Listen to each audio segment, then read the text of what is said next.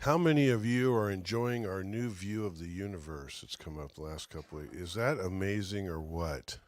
Wow. We are,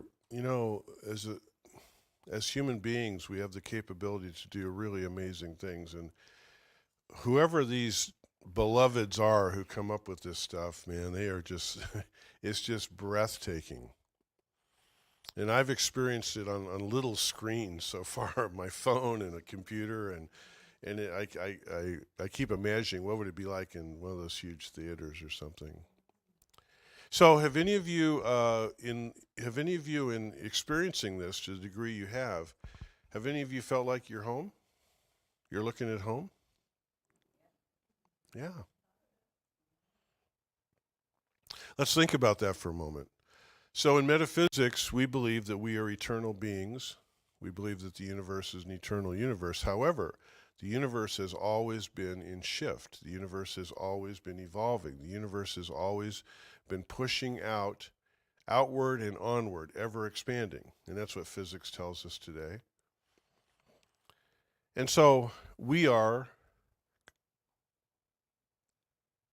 people of the stars. I read a saying one time I really liked. It said that we are optimistic because we come from the stars, and we are grounded because we come from the earth. I love that. Today I want to talk about the fact that we come from the stars. So I have a theory. I don't know how many of you have done this, but I notice it. I have had the opportunity, and I mean this with all humility. I have had the opportunity to work with people for over 35 years. I love working with people. And what I've observed, and so I'm an observer, and what I've observed in almost everyone I've ever worked with, and in myself, is that if I am in some sort of like, oh my God, what do I do now? Or, I'm feeling lonely, or I'm feeling down, or I'm feeling depressed, or I'm going through it, I kind of find myself kind of like looking up there, right? Looking up there. And I have a theory about that. I have a theory that we as human beings, because we carry that vantage point with us, a universal vantage point, I think we miss that vantage point in terms of being able to see the big picture. Because let's face it, whenever we are in any kind of a bind in our life, any kind of a struggle, any kind of a dis-ease, any kind of a discomfort, whatever, I feel like it's because we have this limited sense of experience, a limited sense of any kind of a picture at all of what's going on. It's like in that moment, can this get any better? Will it get any better? Will I find my way through this? Will somebody save me? Will something save me? And I think we're like, hello, are you up there? Because I think that we miss that. And I believe that when we look at all the archetypes that have come down to us from all the different religions, like for example, let's take the Greek ideas, and in Greek mythology and in Greek religions, all the gods lived in Mount Olympus, which was the highest place in Greece, right? And so now there's one way to look at that, and I was raised in a particular religion where God was up there because God wanted to catch me doing all my dirt. You know what I'm saying? And so I walked around worried about that. But I was being raised in a religion that was kind of fear-based and kind of limited. And then when I got into metaphysics and I began to expand my spiritual ideas, I actually turned that around, this idea that it's a wonderful thought to think that a being is up there and can see the whole thing down here. So I don't know if you guys remember those, you have all kinds of different ages in here, but those old cheesy movies, they were really super low budget movies, and they were about the Greek myths, right? And they had the lady with the snakes and all that stuff.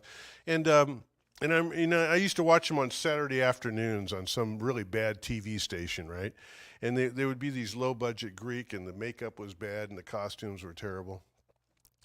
I remember one where it was some sort of a Greek story, and the set was really terrible and everything, but a couple of gods are there and they're looking down, and there's kind of a podium thing there, and they sort of look like cloudy kind of around them, so they're like supposed to be in the clouds. They're looking down and they're talking about what's going on down there. And the thing is that they could kind of see the whole journey, right? Now, the wonderful thing about that perspective is that when I'm down here being my earth being, and let's say I'm on some sort of road, I got some sort of malady, I got some sort of addiction, I got some sort of something going on. I'm on my road, and I can only see so far. And I can see some bins up there, but I got no idea what's around those bins. Well, see, the guys in the bad movie, they could say, oh yeah, well that there's a bend in the road, but it's going to go to a really good place. See, I can't see that. I can't see the healing from up there, from my perspective. They can. And I think that those of us all of us in this room, having the fact that we are star beings in consciousness, and I'm serious about that, so you know where you've shown up today, okay? We're going to have that kind of a conversation. There's somewhere within our consciousness lives that perspective. Because our teaching says we are eternal beings. Well, eternal doesn't have any kind of a back wall on it that we can see. You know, Ernest Holmes and all these guys who came to us with all these ideas about evolution, they talked about there was a compulsory evolution that went on for a really long time. And what does that mean? Well, there were universal energies, and those energies were looking for expansion, and they were looking for freedom, and they were looking for expression, and they were turning and turning and turning.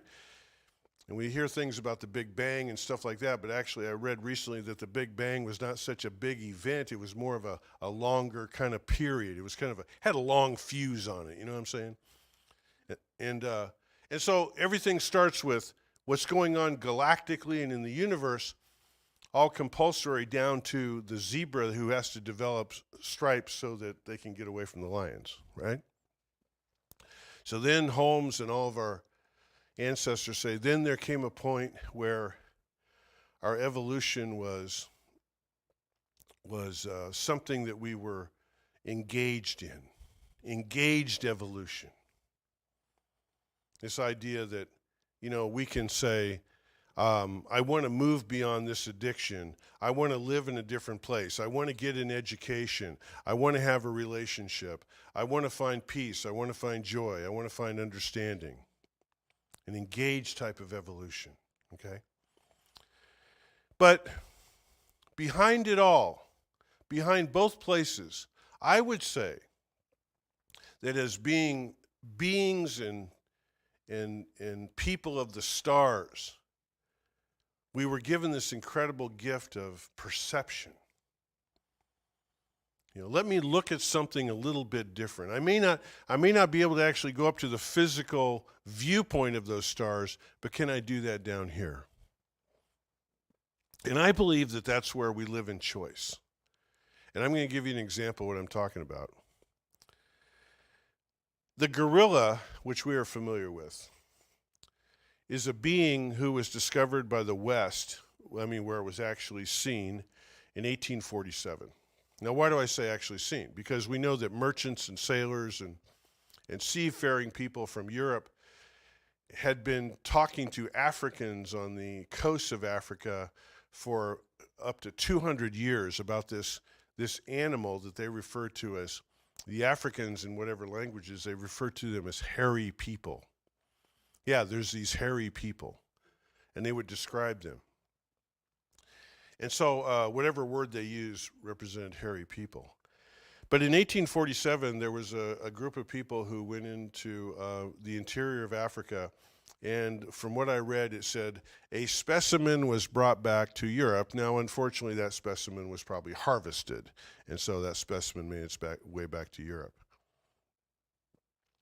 And from what I've read, not only back in those days, but even today, knowing what we know and with all of our exposure to media, they say when you encounter a gorilla in the wild, generally you don't see them for quite a while, and then they will appear.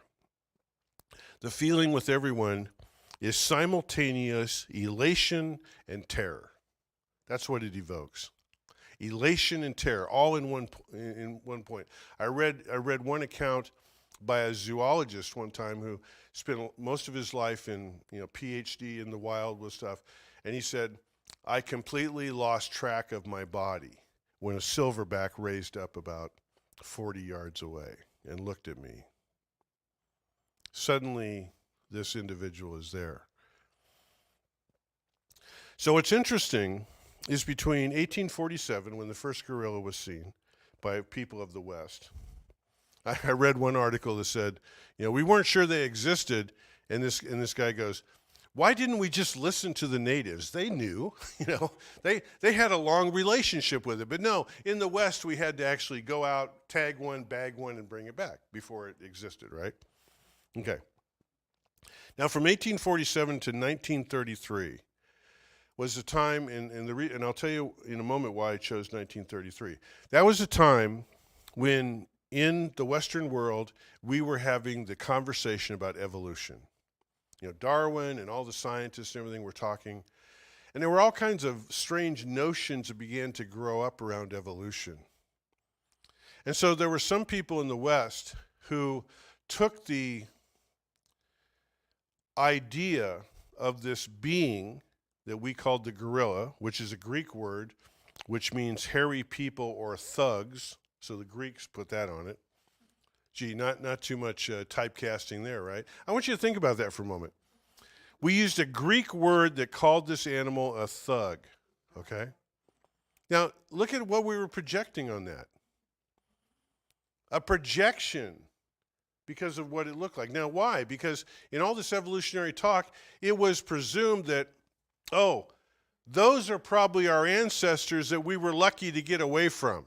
In other words, those are the beings that we used to be, and now we've all evolved past that, and these poor souls are still that way. And they are barbaric, and there's something to be afraid of. So there was a gentleman, this is where 1933 comes in. A gentleman by the name of Marion C. Cooper is the gentleman who created the first King Kong movie. The iconic movie where, he's on, whether you saw the movie or not, but King Kong is on the tower and he's swatting the airplanes, and Fay Ray is there, and he's just this total monster. And Marion Cooper said, I wanted to depict this monstrous beast that was once one of us, and bring to light this villain that we once were. That was the archetype. That was where he was coming from. And a lot of people have dissected the movie, and they say also there were some racial overtones, which you can imagine. All kinds of bad intent there. I would say fear-based intent. And so what happens in the movie is he's destroying everything and killing everything until this woman, Fay Ray, seduces him, and his rage begins to subside. And then what happens when the rage subsides? They come in and kill him, okay? And so that's what we thought of this being called the gorilla. Now I want to take you to 1979. And by that time, a woman by the name of Diane Fossey had been with the gorillas since 1966. And she had lived amongst the gorillas because already, in a very short period of time, this species was heavily damaged by what? Our perceptions. It wasn't the guns that killed the gorillas. It wasn't the habitat that killed the gorillas. It was our consciousness. And what was in our consciousness? Our consciousness was a limited consciousness. And we went into it thinking that we were the evolved ones and that we should take care of this ruthless, nasty animal. Well, there were some people with enlightened vision who remembered that they are star people, like Diane Fossey, who said, I think there's something else here. And she moved among them. So by 70,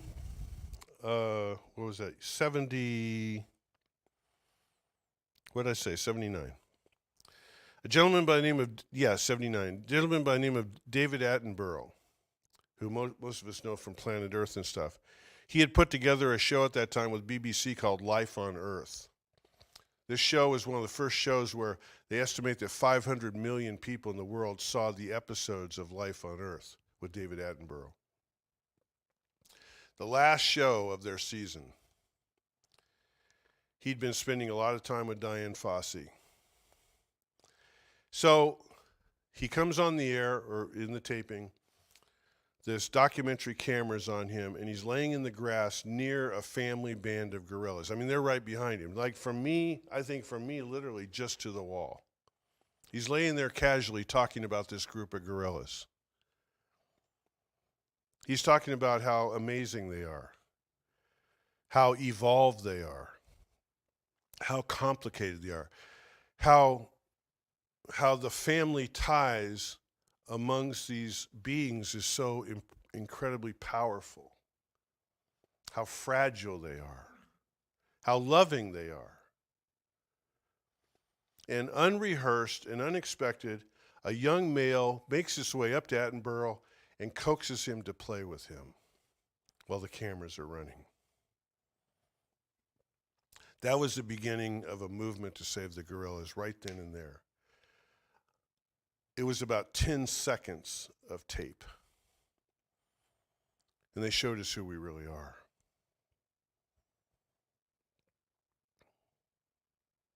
Allowing the world to come into a shifted perspective.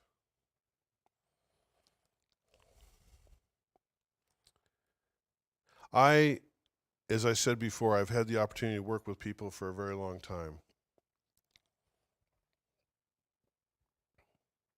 Ernest Holmes gives us 3 words to encourage us in living our lives. He says, intuitively sense reality. So you're out there in the forest, and this gorilla rises up, and you are simultaneously elated or caught in terror. Holmes says, intuitively know reality. I'm a great believer in working with people. Sometimes I think that those of us who work with people, we have a tendency to, when someone seeks us out for some kind of help, it could be spiritual help, it could be treatment, it could be psychological help or counseling of some kind. It's like, oh, someone's coming to me, so I need to tell them what to do. Because we're taught when we work with people to be present, right? But I think we misinterpret that sometimes. In fact, I think we misinterpret it a lot. What is full presence? Let's go back to the stars. The gods on Olympus. The documentary camera is simply to be there, to take in everything. And maybe what's presenting in front of us seems to be dark or shadowy or scares us or brutal or whatever it is. But can we be present enough and quiet enough to see the truth? You see, when Holmes says intuitively sense reality, we think right away, oh, he's talking about God. He's talking about, no, I would say intuitively sense the reality of the person in front of us, the being in front of us. That's what Diane Fossey did. That's what David Attenborough did. And that's what the guy who made King Kong didn't do. He didn't spend enough time to be present and see the truth. Now, in metaphysics, we say God is all there is. The presence of spirit is all there is. And sometimes we just say, no, there ain't no God there. And I'll tell you why we say that is because sometimes we don't even want to spend time with someone. We don't even want to talk to someone. We don't even want to listen to someone. We don't even want to hear someone. We don't want to. We don't even want to have any curiosity about what their reality is. Because my job, as I interpret it in what I do, and because I'm also influenced by someone called Ernest Holmes, intuitively sense reality, is that when I sit down with someone, my job, and this is where I have to plug in my star person, my job is to be able to sit there long enough and quiet enough to see the reality, which is not what rises up in the forest and scares the crap out of me. Excuse me.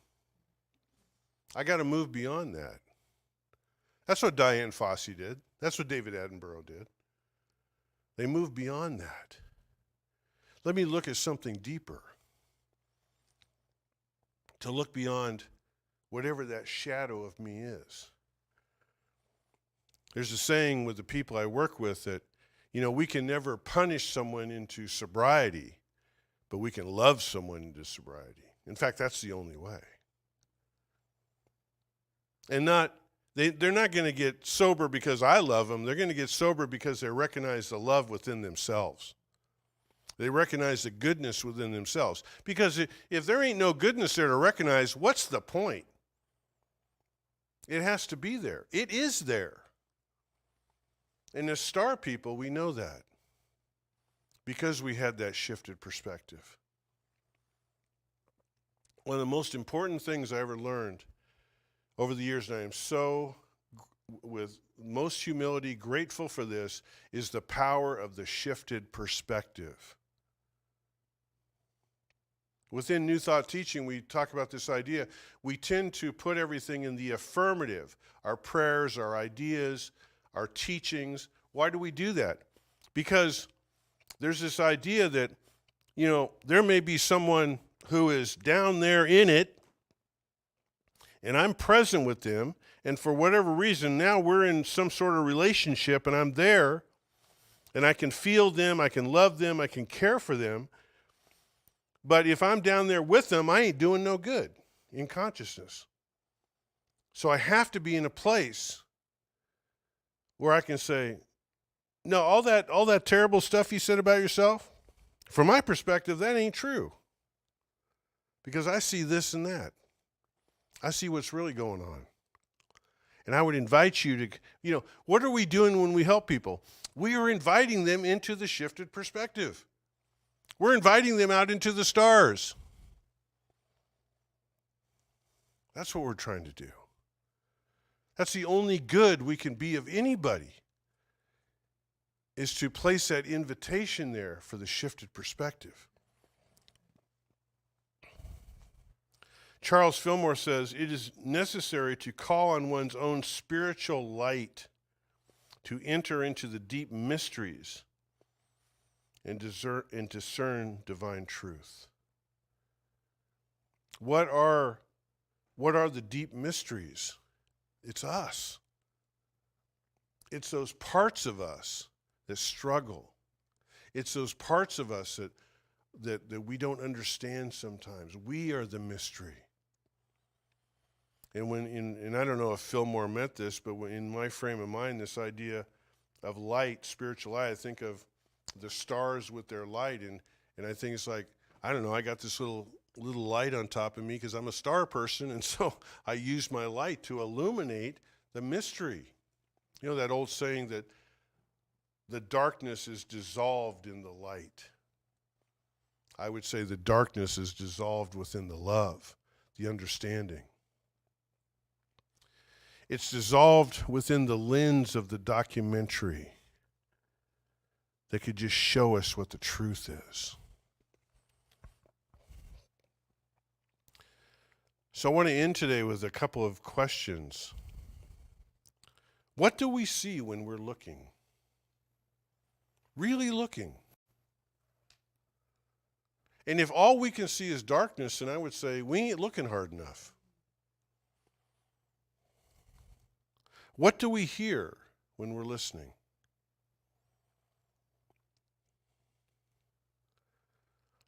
There was a woman I was working with one time, and she'd done really well. She put her life back together. She was working with some agencies, probation, child stuff. She dearly loved her daughter more than anything.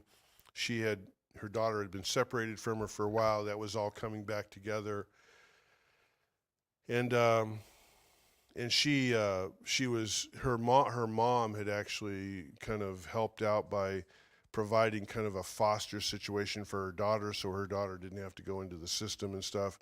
And this one day she came to see me. She goes, "Andy, I don't know why, but I got so many resentments about my mom. I'm so upset with her. I just want to go to war with her. I'm tired of being nice. I'm tired of doing all this stuff, And I listened to her, and she said, I don't understand what's going on with me. I don't understand, why is it that suddenly I want to win the battle, And I said, well, until today, you've never shown me that at all. And she said, what are you talking about? I said, what you've shown me is that you want to teach your daughter something that you were never taught in your childhood. And if you succumb to what you want to do right now, you're going to be teaching your daughter that instead of what you've been teaching her for the last 2 years. So why are you going against who you really are? She goes, I'm not sure if that's who I really am. I said, well, that's who you've been really for the last 2 years. And maybe that was who you are before the unskilled adults got a hold of you when you were a kid. When we can, put a mirror on someone and say, here, look, here's the star child. Here it is. I mean, I got nothing but respect for someone who, I don't care what it takes, will walk through the door of change. I don't know how many of you people work with people, but sometimes you get people who walk through the door of change. I don't want to be here. I don't want to be here. It's like, well, you're here. They didn't bring you with a bulldozer. You pushed the door open yourself. What's that? There's something in there that wants your star to shine. What do we feel while we're in the presence of? What do we really feel? What do we discern when we use our Christ consciousness or our own Mount Olympus? What do we discern? Thank you for being here today. Namaste for this.